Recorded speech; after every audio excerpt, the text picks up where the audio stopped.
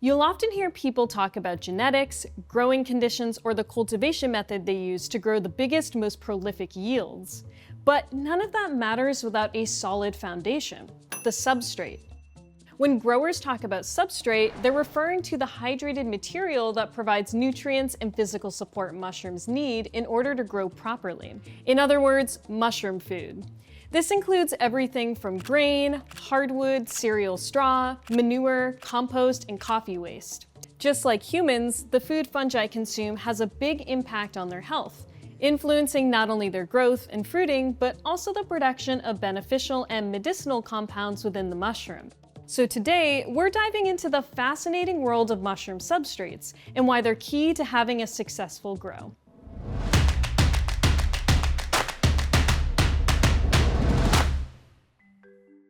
Fungi are the most effective decomposers on the planet. They are capable of producing and excreting powerful enzymes, which can break down a variety of tough materials.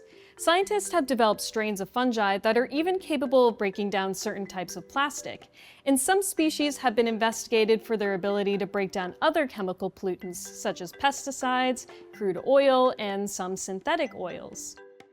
Of course, plastic is far from an ideal substrate, nor is crude oil, especially if you're looking to cultivate edible mushroom species. An ideal substrate really depends on the species you're growing. The most commonly cultivated mushroom species are saprophytic, meaning they feed on dead or decaying organic matter. And within that category, different species have specific preferences. For example, oyster mushrooms naturally grow on woody debris and thrive on wood-based substrates. But if you've ever watched our bucket tech video, you'll find out very quickly that oyster mushrooms may also thrive on straw. This versatility, however, doesn't apply to all species. Take the shiitake mushroom, which wouldn't grow well in just straw. That's why it's essential to match the right mushroom species with the appropriate substrate. It's helpful to understand how different fungi break down their substrates, especially when it comes to wood. Most cultivated mushrooms are classified as white rot fungi, which means they can digest both cellulose and lignin, the two major structural components of wood. This makes them effective at decomposing dense, woody material, particularly hardwoods. In contrast, brown rot fungi primarily break down cellulose, leaving behind tougher lignin. This results in a dry, crumbly wood residue. While brown rot fungi are ecologically important, they're rarely used in cultivation due to their limited ability to break down certain substrates. Even within white rot fungi, there are substrate preferences. Many species thrive on hardwoods, while others like hemlock reishi naturally grow on softwoods. This distinction matters when selecting materials for cultivation. Using the wrong type of wood can lead to poor colonization or reduced yields, even if the substrate appears otherwise suitable. The kind of mushroom species you want to grow is ultimately up to you. But sometimes accessibility to certain raw materials and your budget may dictate what you grow too. When it comes to mushroom substrates, there are a lot of different options, a few of which I have in front of me. These include plant-based substrates, manure-rich blends, amended mixes, and pretty much everything else in between. For the sake of your sanity, I'm not going to go over every single substrate on this table, but if you're interested in a deeper dive, we've put together a complimentary blog post on our Substack. It covers all of the substrates shown here in much more detail, complete with prep tips, species compatibility, and advice on how to choose the right one for your setup. The link is in the description below. It's worth noting that while we sometimes refer to certain mushroom species as manure-loving or wood-loving, those terms oversimplify the true ecological preferences of many mushroom species. For example, species like Amandagaricus and Psilocybe cubensis are often thought of as manure-loving, but they're not strictly dependent on manure. Instead, they prefer substrates that are highly decomposed and rich in nutrients. In fact, there's a common theory that wild Psilocybe species aren't actually growing on the manure itself, but rather on the grass or soil beneath it, where the manure has enriched the environment and added humidity, triggering those mushrooms to fruit. This also explains why horse manure tends to outperform cow manure for species like Psilocybe cubensis. It contains more fibrous, woody material that better mimics the conditions these fungi actually thrive in. There are also a few cultivated mushrooms with pretty unusual ecologies. Take Cordyceps militaris. It's an entomopathogenic fungus, which means it naturally grows by infecting insects. In commercial cultivation, cordyceps are grown on substrates designed to mimic the nutrition they'd get from an insect host. That might include a mix of rice, wheat germs, soy protein, or even insect-based ingredients like silkworm pupae. Mushrooms come with all kinds of quirks, from feeding on insects to thriving in nutrient-rich decomposed materials. But when you shift from nature to cultivation, especially indoors, one substrate really takes center stage. That's sterile grain. That's because it's most commonly used to make mushroom spawn, or grain spawn to be more specific. Now, mushrooms that naturally grow on wood wouldn't usually grow on grain in the wild, mainly because they'd get outcompeted by molds that are better adapted to those rich nutrients. But in sterile lab conditions, most saprophytic mushrooms grow really well on grain. Grain is affordable, easy to find, and packed with nutrients. Plus, the small size of the kernels means faster colonization and better distribution when mixing it into a bulk substrate later on. Grain spawn is usually kept in a clear filter patch bag or jars, so it's easy to monitor as it grows. While pre-sterilized grain spawn is available and convenient, you can also make your own if you prefer a more hands-on approach. But if you'd rather skip that step entirely, you can easily buy primo, ready-to-use mushroom spawn from us.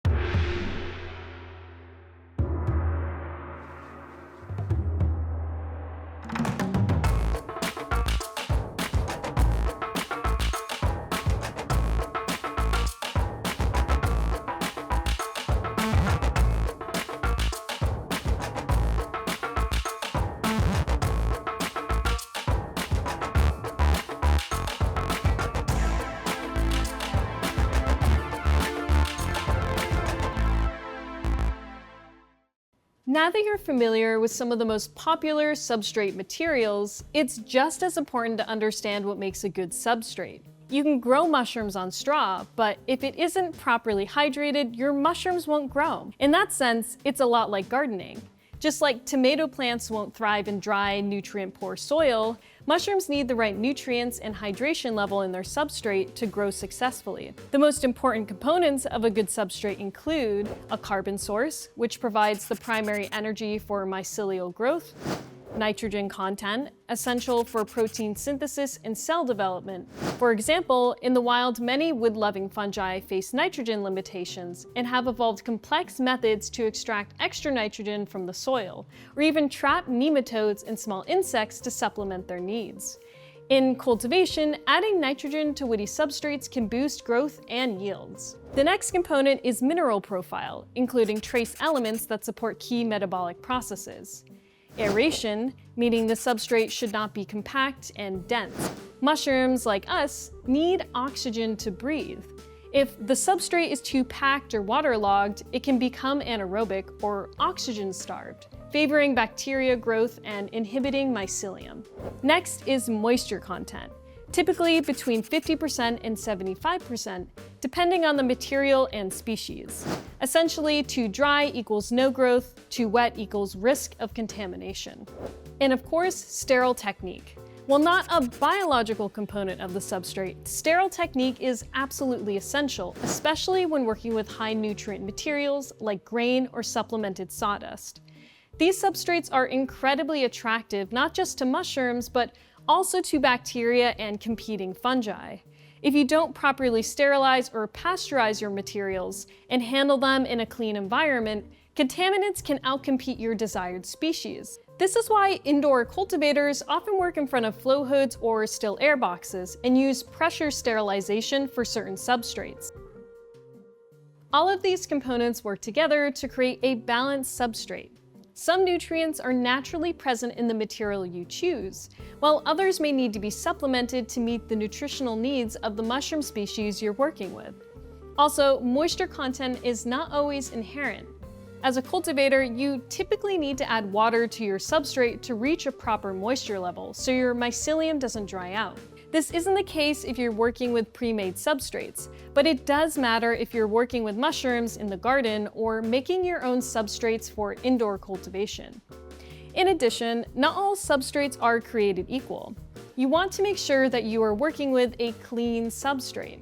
Mushrooms possess a high capacity for bioaccumulation, meaning they can absorb and concentrate environmental contaminants in their fruiting bodies, such as heavy metals.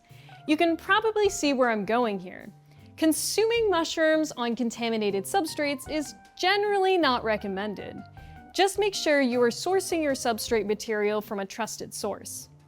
Once you've selected your substrate material, chosen your mushroom species, and started growing, the best way to evaluate how successful your substrate is and how well it supports mushroom growth is by weighing your total harvest. This simple measurement of yield is the gold standard among commercial cultivators. It gives you a clear, quantitative picture of how productive your substrate is. Keep in mind, to get a good understanding, you may want to weigh yields over multiple flushes or batches. That way, you can compare and tweak your substrate recipe or growing conditions to maximize productivity and consistency. Also, growth conditions affect total yield as well, but that's a discussion for another time. I want to circle back to substrate supplementation. It's a fascinating rabbit hole for some and a total headache for others. Supplementation is exactly what it sounds like, adding nutrient-rich materials to your substrate to enhance mushroom growth and yield. Supplementation and the right substrate formula may also lead to the increased production of beneficial compounds within the mushroom, according to this 2023 study.